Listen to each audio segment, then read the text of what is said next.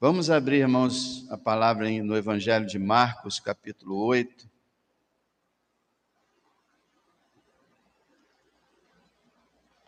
Nós temos acompanhado o Evangelho de Marcos. Em número de capítulos, nós chegamos à metade dele. Em Marcos 8, na semana passada, nós vimos a multiplicação dos pães e peixes. E agora nós vamos ver, a partir do verso 10, nós vamos falar sobre o assunto da cegueira e visão. Cegueira e visão. O ser humano nasceu cego, isso é, sem entendimento espiritual nenhum. Além dele já ter nascido cego, a Bíblia fala que o Deus desse mundo cegou o entendimento dos incrédulos, para que não lhes resplandeça a luz do Evangelho. Então a pessoa nasce cega, nasce sem compreender. Como diz Paulo, o homem natural não compreende as coisas de Deus porque lhe parecem loucura e não pode entendê-las porque elas se discernem espiritualmente. Não estranhe quando você estiver falando de coisas espirituais para uma pessoa incrédula e ela não te entender, não entender nada. É natural. É assim que acontece. O pecado cegou o ser humano. Nós tivemos um privilégio muito grande de termos nossa vista aberta pelo Senhor, porque também havíamos nascido cego. Então, eu quero ver com vocês, primeiro, uma cegueira total e definitiva. Uma cegueira total e definitiva baseada na atitude dos fariseus. Verso 10 diz assim: entrando logo no barco com os seus discípulos, foi para as regiões de Dalmanuta. E saíram os fariseus e começaram a disputar com ele, pedindo-lhe para o tentarem um sinal do céu. Aqueles homens se encontraram com o Senhor, viviam caçando, procurando encontrá-lo para atacá-lo, e pedem a ele: olha, faça um sinal aí no céu, talvez como Josué, que mandou parar a terra, a lua, o sol, ficou lá no horizonte parado. Quem sabe uma trovoada, uma chuvarada, como Samuel fez. Faz alguma coisa aí, um sinal para a gente ver que você é o que você diz que é mesmo. Estavam pedindo sinal. E por mais que às vezes alguém pense que não, mas pedir sinais para Deus não é bom. Quando Gideão pediu aquele monte de sinais a Deus, ele não estava fazendo algo bom, ele estava tendo uma fé fraca. Porque a fé não fica buscando provas. Aqueles homens estavam completamente cegos, eles estavam diante do Messias, que eles tanto esperavam, mas eles não viam nele o Messias. Ali estava o Senhor da glória, o Deus encarnado, e eles só viam um falso profeta. E por mais sinais que ele tenha feito, eles não acreditaram. Eles souberam de vários e vários milagres que o Senhor havia feito. Alguns deles eles viram. Lembra daquele paralítico que o Senhor curou lá em Cafarnaum? Os fariseus e escribas estavam lá. Eles souberam quando o Senhor andou sobre o mar, acalmou a tempestade, fez essa multiplicação de pães. Eles sabiam o que estava acontecendo. Quando Jesus ressuscitou Lázaro, e os amigos dos fariseus foram até os sacerdotes lá falar o que tinha acontecido, eles falaram assim: esse homem está fazendo muitos sinais, então nós precisamos realmente matá-lo. Cegueira. E a cegueira do incrédulo, irmão, é uma cegueira total. O incrédulo, como nasce, ele não entende, não crê, não sabe de nada a respeito do Evangelho. Esses bilhões de religiosos que tem pelo mundo afora, eles não sabem nada acerca do Evangelho da salvação, de Jesus Cristo, seu sangue derramado, de sua ressurreição. Eles não sabem de nada. Lembra, irmão, quando você não era crente, o que você sabia? O que eu sabia? Se tinha um cego, era eu. Cegos, totalmente cegos, e alguns irmãos, infelizmente, a maioria, definitivamente cegos. Veja o que o Senhor faz, a reação dele, no verso 12. E suspirando profundamente em seu espírito, disse. Suspirando profundamente. Alguns textos dizem que ele falam de um gemido interior. Quando a pessoa suspira, muitas vezes ela suspira de decepção, de tristeza, desapontamento. E era o que os fariseus estavam causando ao Senhor: tristeza, decepção, desapontamento. Que o Senhor não precise suspirar por nós. Quando Ele olhar para a nossa vida, que não seja assim conosco. Muita tristeza, porque se a fé alegra a Deus, a incredulidade lhe causa tristeza. Irmãos, e aí ele diz: por que pede esta geração um sinal? Qual é a razão que vocês estão me pedindo um sinal? Na verdade, a razão, o versículo 11 diz que eles fizeram isso para tentá-lo. Essa foi a razão de pedir um sinal do céu. Não era para que eles pudessem crer, mas era para que eles pudessem tentar o Senhor, porque o Senhor não ia fazer um sinal do céu, e aí eles iriam dizer: está vendo, ele não é de nada, ele não faz nada, ele não tem poder nenhum não. Quando a gente pede algum poder, ele não tem. Ele fala no final do verso 12: em verdade vos digo que a esta geração não se dará sinal algum. Quando você vai em Mateus 16, que é a mesma passagem, o Senhor fala um pouco mais. Ele fala que eles sabiam discernir quando ia chover, quando ia fazer sol, quando ia entrar a frente fria, quando ia fazer tempo seco, analisando o céu. E aí ele falou: hipócritas, vocês sabem fazer isso e não sabem discernir os sinais dos tempos?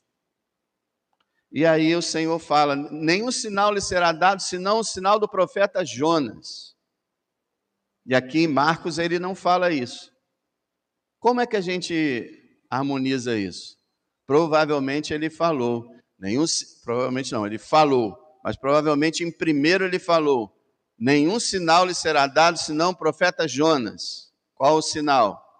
Assim como Jonas esteve 3 noites e 3 dias no ventre do grande peixe, assim o Filho do Homem estará também no seio da terra. E ele não falou, mas a gente, seguindo a analogia, a gente vê que assim também como o peixe vomitou Jonas na praia, assim também a terra, a morte teria que devolver o Filho de Deus à vida. Então a morte e a ressurreição seria o grande sinal.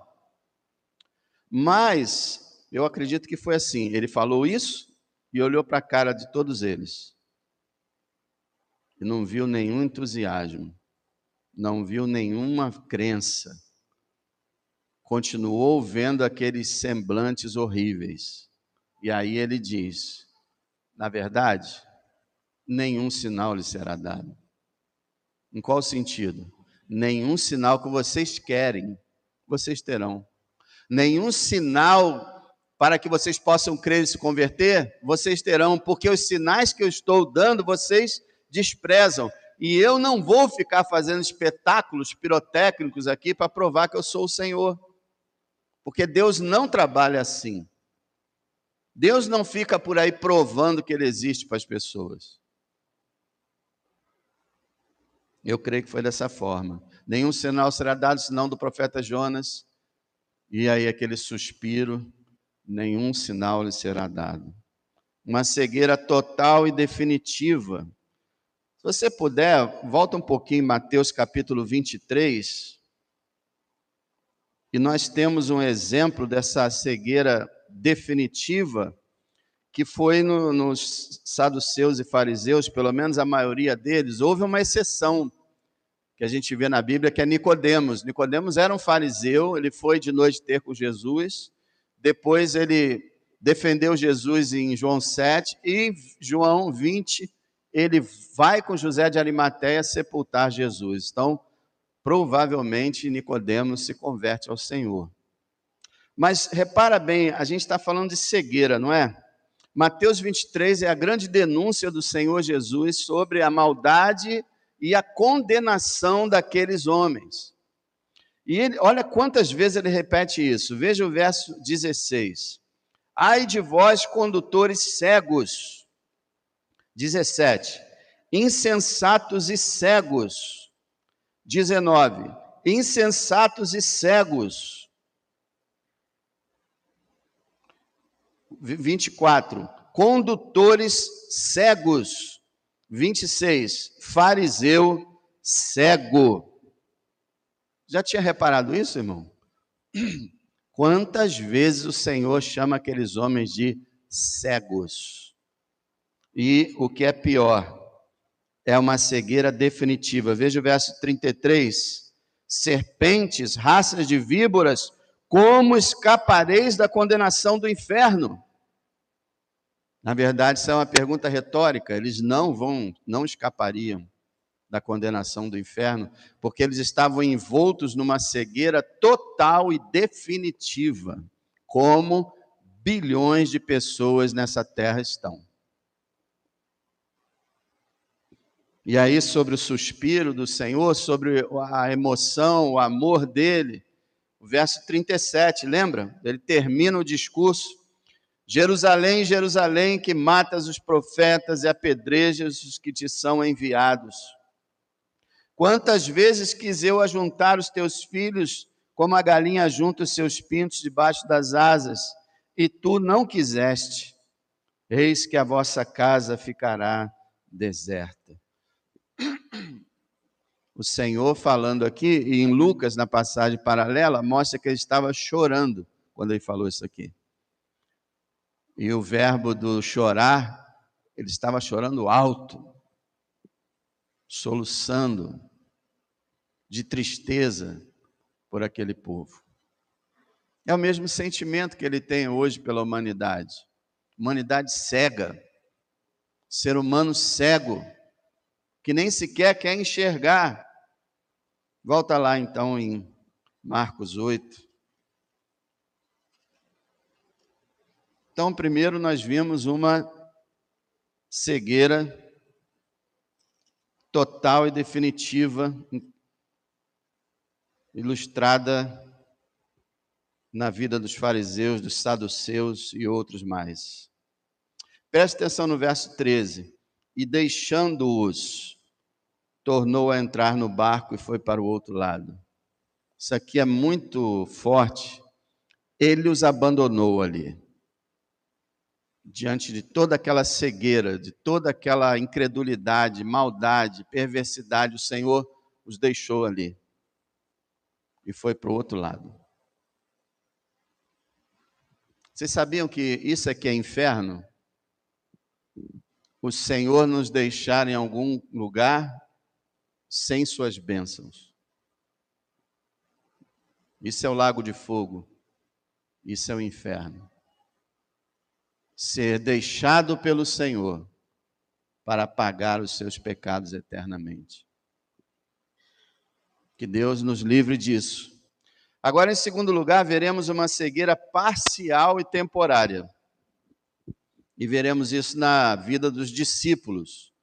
E é interessante, né? Porque eles eram cristãos, mas mesmo o cristão, ele tem uma cegueira parcial e temporária. A gente vai ver isso a partir do verso 14.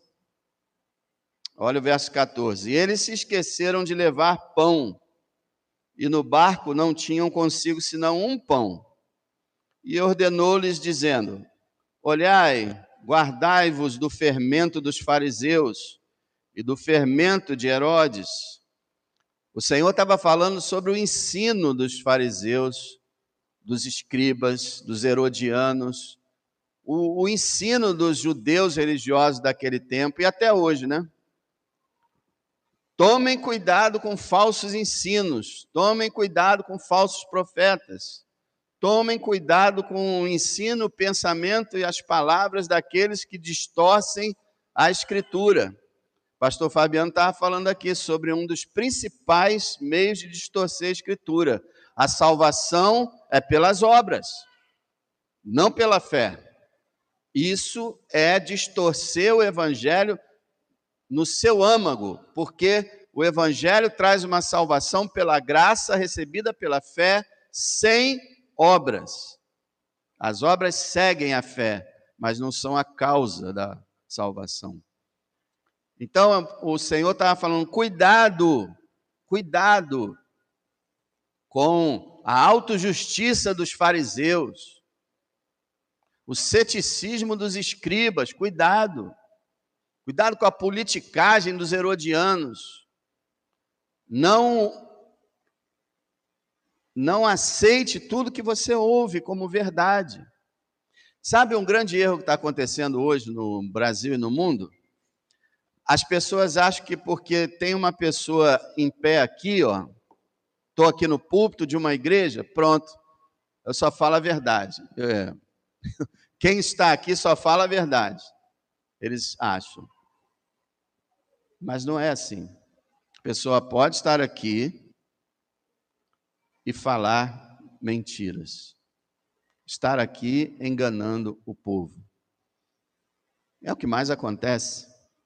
Então, ele falou sobre isso. Agora olha o verso 16.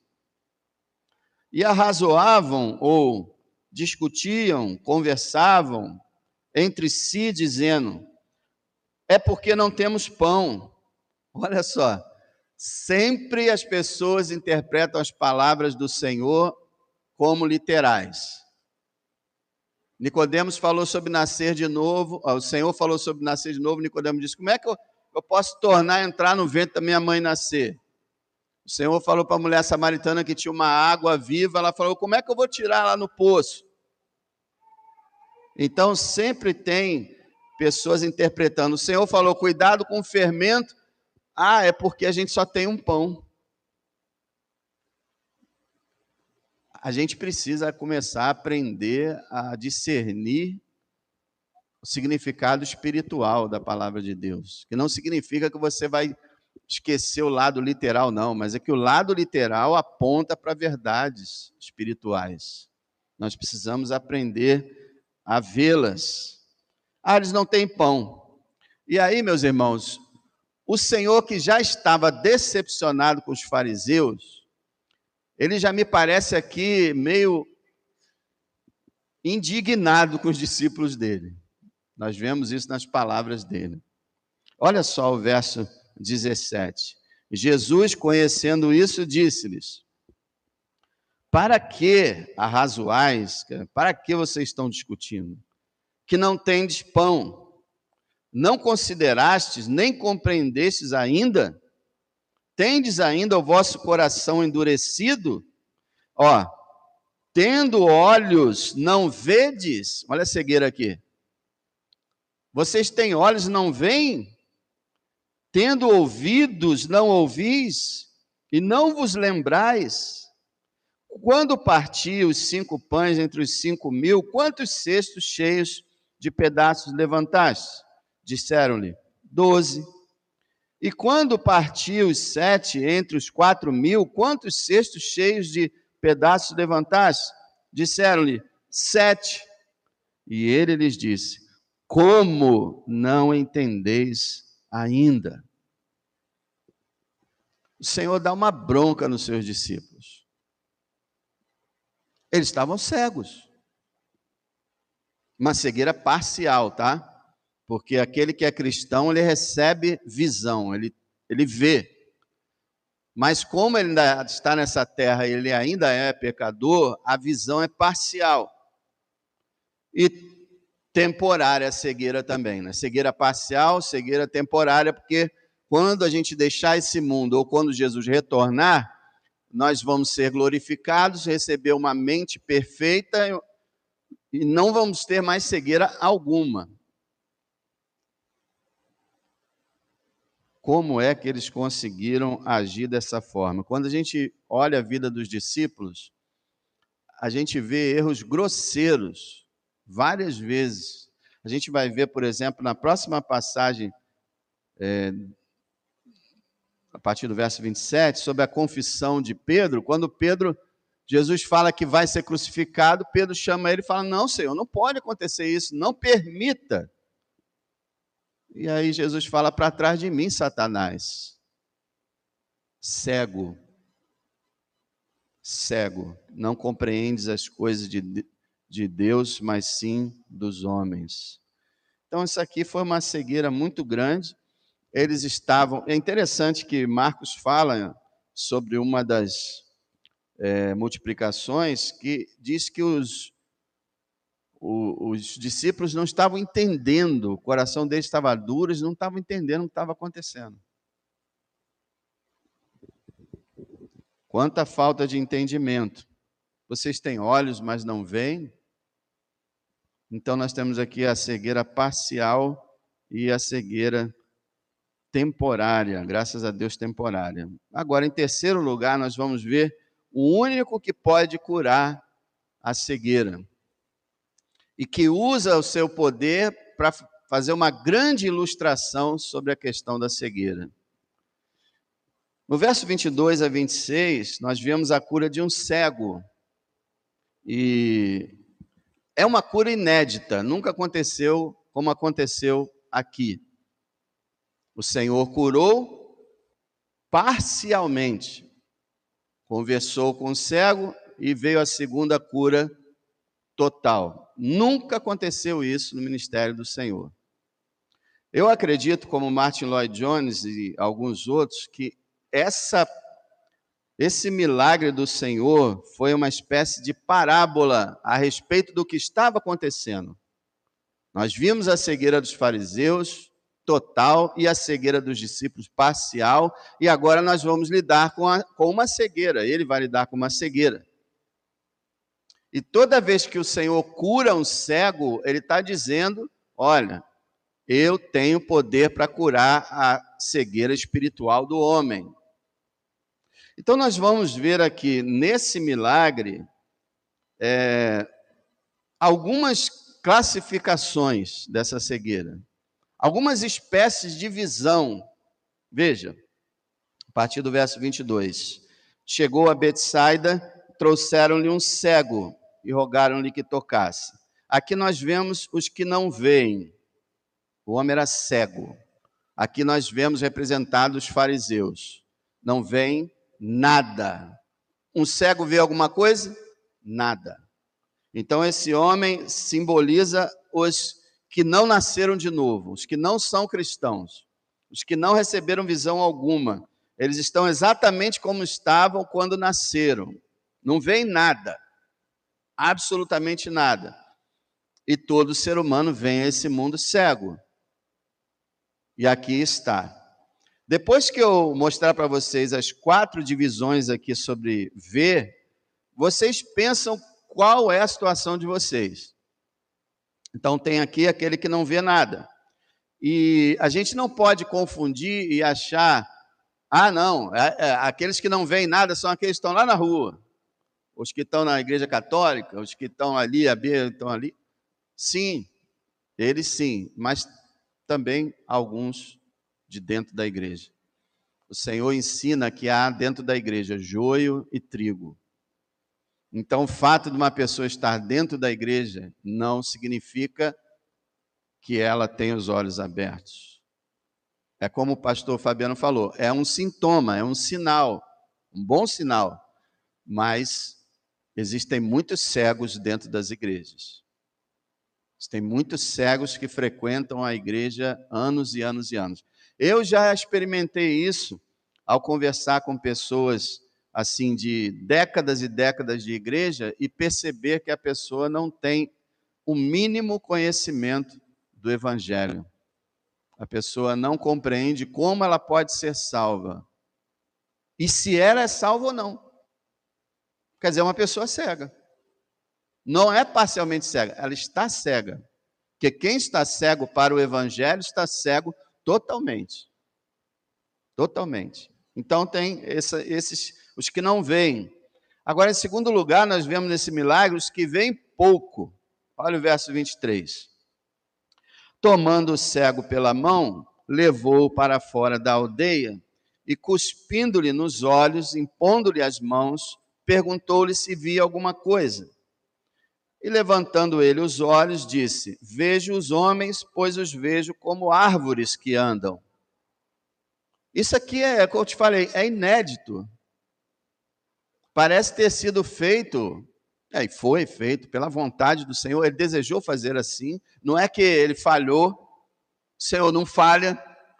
Ele usou uma medida de poder que não foi suficiente. Não, ele fez de propósito. Por isso eu creio que isso foi uma mensagem para os discípulos. Está vendo esse cego aqui que está vendo árvores? São vocês. Vocês estão tendo uma visão muito pequena. Vocês estão vendo porque vocês receberam visão de Deus, mas a visão de vocês está muito curta, muito embaçada para as verdades de Deus, para a palavra de Deus. Quantas pessoas que dizem assim: eu leio a Bíblia, mas eu não entendo nada. Puxa! Pega então uma Bíblia com a versão mais nova, mais recente, NVI, NAA, para ver se você entende alguma coisa, mas a questão não é o português. A questão é espiritual. A mensagem espiritual que não está sendo vista. Então nós temos esse homem aqui, parcialmente cego, parcialmente vendo. Assim também muitos cristãos em todos os tempos veem, mas veem pouco, veem perto, veem homens como árvores, a visão deles é distorcida, é pequena, os que veem pouco. Mas em terceiro lugar, nós vemos aqui os que veem muito. Verso 25, depois tornou a pôr-lhes as mãos nos olhos, e ele, olhando firmemente, ficou restabelecido e já via ao longe e distintamente a todos. Aqui nós temos o cego agora não sendo mais cego, o cego vendo muito, vendo longe, vendo distintamente, quer dizer, fazendo distinção em cada objeto que vê. Esse aqui representa aquele que tem uma grande fé, que Deus lhe concedeu uma grande sabedoria e discernimento, e que pelo estudo e meditação na Escritura Sagrada e frequência à igreja, ele vai adquirindo conhecimento, sabedoria, crescendo na graça e no conhecimento de Cristo. É uma pessoa que tem uma ampla visão do reino de Deus, que entende o Evangelho, entende a revelação. Esses veem muito, veem longe. Tem uma passagem em Isaías que fala que os seus servos verão o rei assentado no trono na sua cidade. Aqueles que veem muito, eles podem olhar ao longe a volta de Cristo. Eles olham ao longe a nova Jerusalém sendo inaugurada. Eles olham ao longe os crentes sendo todos glorificados. Eles têm uma visão ampla, uma visão espiritual. Mas eu colocaria uma outra categoria desse verso 25, que ele ficou restabelecido, via ao longe distintamente a todos. Eu colocaria a categoria dos que veem tudo. Tudo. E aí, não é nessa terra. Aqueles que compreendem tudo, veem tudo, têm pleno conhecimento, estão lá em cima. São aqueles que já estão com o Senhor e todos aqueles que estarão com Ele na sua vinda. Esses terão visão perfeita, completa e total. Sabe o que é você chegar num lugar que você não precisa mais fazer uma pergunta? Todo o conhecimento lhe foi dado. Você não precisar ficar duvidando, analisando para ver se é certo ou errado. É tudo certo e você tem o conhecimento, chegou ao conhecimento pleno, a homem perfeito, segundo a medida da estatura de Cristo. Que coisa maravilhosa. Então nós temos 4 tipos de pessoas aqui. Aqueles que são completamente cegos e não enxergam nada, são aqueles que não foram salvos. Aqueles que são aqueles que não veem. Aqueles que veem pouco, que são os cristãos, mas por não ler a Escritura, por não se esforçar, por não orar, por não prestar atenção na palavra de Deus, não conseguem avançar no conhecimento. Têm visão, mas uma visão curta e embaçada. Tem aqueles que veem muito, pela graça de Deus, por causa da leitura. Meu irmão, deixa eu te falar uma coisa. Não há na história da igreja cristã, desde o seu princípio até hoje, pessoa que tenha crescido na fé, no conhecimento, na compreensão, na visão do reino de Deus, sem estudar as Escrituras. Não existe. E esse é o grande problema da igreja. Não ler a palavra, não só por ler, mas para entender, para compreender, para aprender realmente. Então, pela falta de esforço em ler a palavra, em orar, em estar nos cultos e prestar atenção, veem pouco. E aqueles que se esforçam veem muito. E temos aqueles que veem tudo. Qual é a tua situação? Você vê, você enxerga o Evangelho, você vê pouco, vê muito, tudo você não vê ainda que você está vivo, está nessa terra. Mas qual é a tua situação? Eu vi aqui no verso 23, dizendo assim: e tomando o cego pela mão, levou-o para fora da aldeia, e cuspindo-lhe nos olhos, impondo-lhe as mãos, perguntou-lhe se via alguma coisa. Eu quero te fazer um convite nessa manhã. Deixe Cristo te levar pela mão, tomando-o pela mão. Vem cá, cego. Levando-o para longe da multidão. Deixe o Senhor te tomar pela mão. Deixe Ele te levar para fora desse mundo, para que Ele possa curar a tua cegueira total ou parcial. E no final do verso 23 diz que Ele impôs as mãos sobre ele. E no fim ele foi curado. Que o Senhor imponha as mãos sobre nós. Que o Senhor toque nos nossos olhos. Que o Senhor realmente nos leve pela mão, nos conduza no seu caminho. Irmão, é muito importante enxergar bem, ter uma compreensão. Muita gente que não gosta de evangelizar, porque diz que não sabe o que falar. E se a pessoa começar a fazer pergunta, não sabe o que responder. Precisa de mais visão. mais conhecimento, mais estudo, mais oração. Embora a mensagem do Evangelho seja simples, mas ao mesmo tempo ela é muito profunda, tem muito o que falar. Você pode conversar 24 horas com alguém sobre o Evangelho, ainda vai ser pouco. Mas que você tenha mais compreensão, que nós não precisemos ter a nossa vida repreendida pelo Senhor. Vamos ler o verso 17 novamente, para lembrar que o Senhor não diga isso para nós. Jesus, conhecendo isso, disse-lhes: para que vocês discutem o não ter pão? Não consideraram, nem compreenderam ainda? Tem o seu coração endurecido?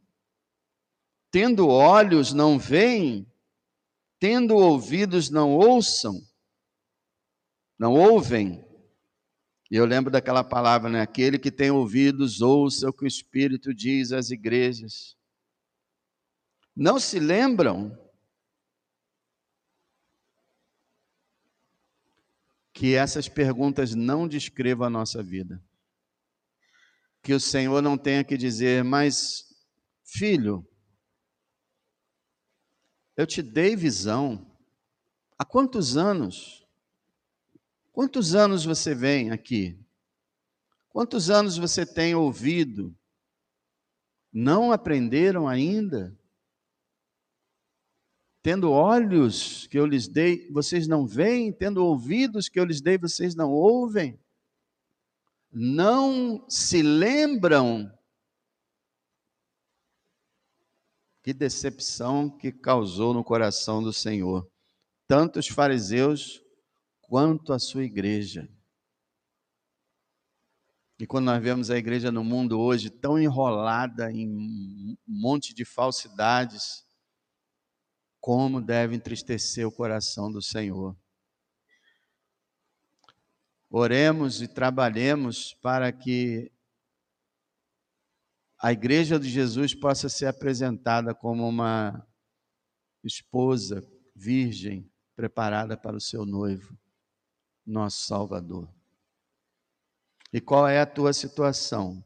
Você está cego? Você está vendo pouco? Você está vendo muito? Você espera um dia ver tudo? Ou você não está vendo nada? Qual é a tua situação? Olha, se você vê pouco, não vê nada, peça ao Senhor que Ele salve. Fala nessa manhã mesmo, não importa quem você é. Senhor, salva minha alma. Eu não vejo nada. Se você vê pouco, ore ao Senhor. Senhor, eu quero ver mais, eu quero compreender mais, eu quero ter mais do Senhor, eu quero lembrar mais do Senhor, entender quem o Senhor é, o que o Senhor faz, o que o Senhor fará. Dá-me uma visão ampla, uma visão que eu possa ver longe, que eu possa discernir tudo. Isso se chama sabedoria. Agora, se você vê muito, não seja orgulhoso, saiba que quem lhe deu isso foi o Senhor, agradeça a Ele diariamente e peça a Ele ainda mais, porque não há limite para a visão que o Senhor dá ao seu povo. Muito obrigado, Senhor, por não sermos cegos. Era para sermos cegos. Nós nascemos cegos. Mas glória ao Senhor, Tu nos deste visão. Hoje vemos. Muitos reis e profetas queriam ver o que nós vemos e não viram. Hoje nós vemos. Eu sei de uma coisa, eu era cego e agora eu vejo. Isso pela Tua graça, Senhor. Abençoa cada um, ó Deus, que vê nessa manhã, para que possa ver ainda mais. Tira, Senhor, a cegueira dos nossos olhos. Tira aquelas escamas que ficam nos nossos olhos, que elas caiam, para que possamos ver a tua glória, entender a herança que o Senhor prometeu para nós, o poder que em nós habita, para entendermos, Senhor, o que iremos receber do Senhor. Perdoa-nos, Senhor, por não procurarmos ver mais, por não nos esforçarmos para ver mais, por não lermos a Bíblia, por não lermos livros cristãos bons, por não estarmos ouvindo mensagens ou assistindo mensagens, por não estarmos buscando um crescimento. Perdoa-nos, ó Deus, perdoa-nos. E eu peço, Senhor, que o Teu Espírito atue poderosamente na Tua igreja, para que todos sejam avivados, que todos sejam alcançados, revestidos de poder e glória. Em nome de Jesus. Amém.